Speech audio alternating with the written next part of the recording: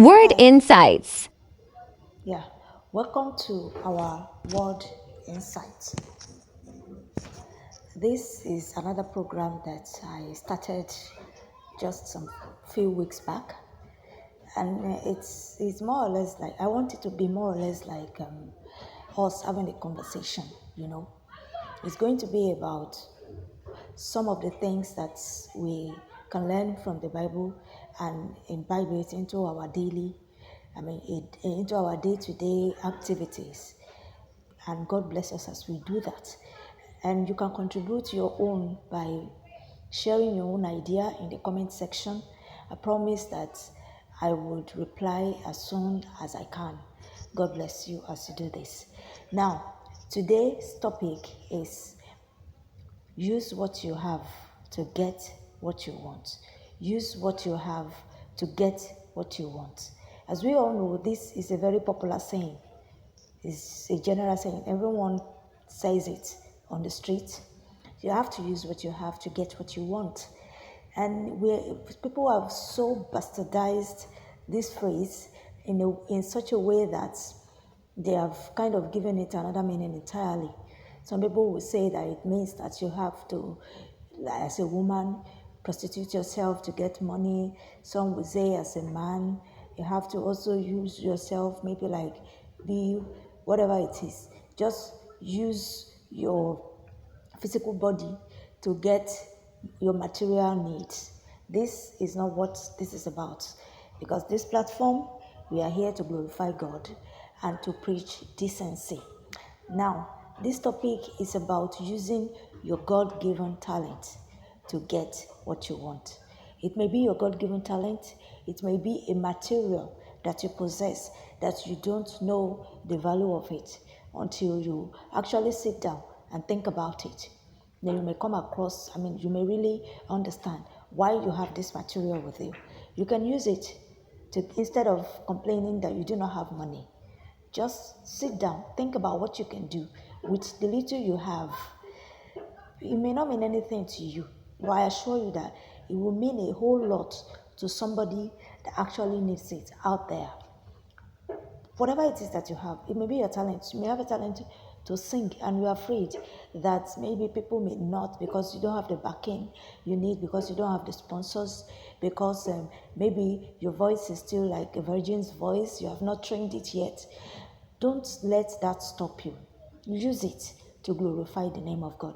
You may use it in your local church. At the beginning, it may not, you may just be using it just to glorify God. Eventually, I assure you, you will make money through it, and then you can sort out your needs.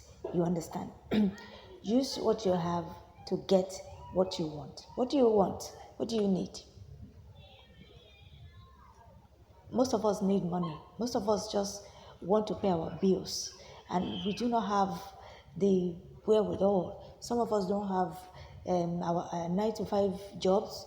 We couldn't seem to find work. Instead of sitting down at home and wallowing in self pity and just, begging up and down and asking people for favors here and there, sit down, think critically. What do I have? What can I use? What Maybe it's even something that you have learned in your youthful years, or maybe it's something that your parents has handed down to you. Some of us, we have parents that had very good job, very good vocation, and we used to follow them to their shop and we observe how they do things. And now that we have matured, we are kind of like, I don't want to do this. I want a 9 to 5. Some of us are fond of saying that I want a 9 to 5 job where I can be going to my office. Look, not all of us are meant to do a 9 to 5 job. Some of us, we are meant to be selling stuff. Some of us are meant to be using the talent that God has given to us to make money. There was a story of a young girl that was relayed to me by a friend of mine. He said this girl, her mother sells akara, all these bean cakes by the wayside, and akara and dundu, fried yam and bean cakes, fried bean cakes by the wayside. And and this woman has 3 children. Her husband is late. Now, is this same business that she's doing that she used to send the 3 of them to school? Now the firstborn is actually the person that my friend was telling me about. She's a lady. She's graduated now.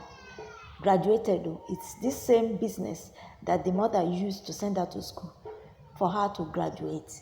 Now she came out of school. She's now looking for gigs, She's looking to that my friend to set her up with men, big men, who will be paying, who will be footing her bills and sponsoring her expensive taste. And then my friend now told her that he said he sat her down and was like, why don't you use this school thing that you have, this school, this education that you have to help your mom to move her business forward? Take it forward. Help her to package her akara. Help her. You might even add pap and just package it in such a way that it would be much more beautiful and much more well packaged, that even the office people will be patronizing you.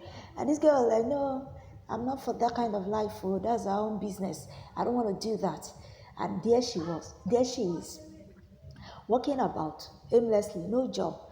She couldn't seem to find a job, and she's looking for big men who will be sponsoring her expensive tastes. She's looking for people, boyfriends up and down, that will be sleeping with her and be giving her money. Is that life? Of course not. Now, she already had something through her mother that she can use to get what she wants, but she doesn't want to. She doesn't see it that way. She doesn't want to do that because she thought that it is too local. Most of us have this same mindset that some jobs are too local, some jobs are too dirty for us to handle. Of course not. Yorubas used to say something. They say that igbe lowo wa. I'm sorry for those who don't understand Yoruba, but I will try to interpret it. It means that it's inside the poop that you find real money. You understand? There's no job that is too low, there's no job that is too dirty, as long as it can pay your bills, as long as it can help you, help you up financially, help your financial status. There's no job that is too low. You have to overlook all these things and just plunge in. Now I'm going to be giving 3 examples of those who use what they have to get what they want, to get what they wanted. Now, the first person will be the widow who cried out to Elisha, whose husband had been Elisha's prophets. And then the man died and left her with so much debt. And then the debt collectors came and they wanted to take her children away so that those ones would be working for them to pay off the debt. And the woman cried out to Elisha and was like, help me, my husband used to work for you, please help us out. They have come to collect my children. And Elisha was like, what do you have in the house? And she said she had nothing except a cruse of oil. And Elisha told her that she should go out, borrow as many as possible, that she could even tell her children to help her borrow as many as possible vessels, and then she should bring them all in. Then she did that, and she went and told the man of God. And the man of God told her that she should shut herself up in her room and start pouring the oil into all those vessels. And then she did that, started pouring the oil. And as long as she kept pouring the oil into those vessels, when one is filled, she puts it aside. She takes another one, she pours it. The oil kept pouring until it got to the last one, and the oil stayed. Then she went and told the man of God she had done this. The man of God was like, fine, go and sell those oil, use them. Use the money you see from it to pay off your debt and live off of the rest. And that's how the woman became an oil merchant in that city. See, she used what she had to get what she wanted. She used what she had to become an oil merchant. This also is speaking to us.